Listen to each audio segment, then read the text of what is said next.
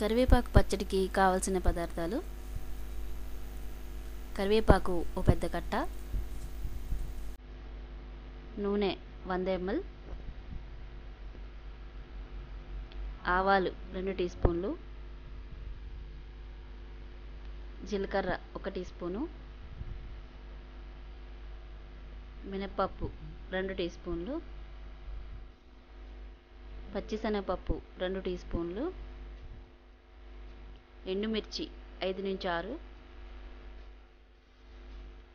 వెల్లుల్లిపాయలు 4 నుంచి 5, బెల్లం 5 గ్రాములు, చింతపండు 5 నుంచి 10 గ్రాములు, ఉప్పు రుచికి తగినంత. తయారీ విధానము: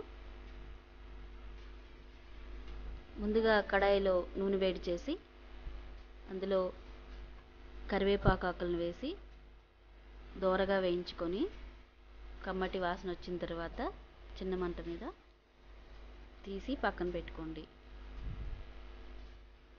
తర్వాత మరలా ఆయిల్ వేసి 1 టీ స్పూన్ ఆవాలు, 1 టీ స్పూన్ జీలకర్ర,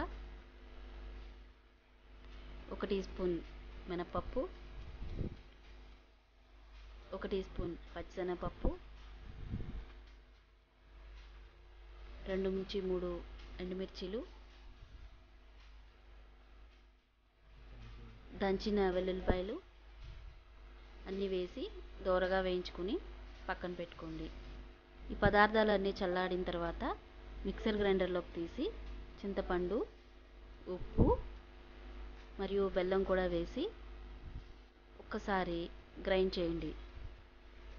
ఈ మిశ్రమంలో కావలసినన్ని నీళ్లు వేసి మరలా ఇంకొకసారి మెత్తగా పేస్ట్ అయ్యేట్టు రుబ్బుకోండి. తర్వాత తాలింపు వేసి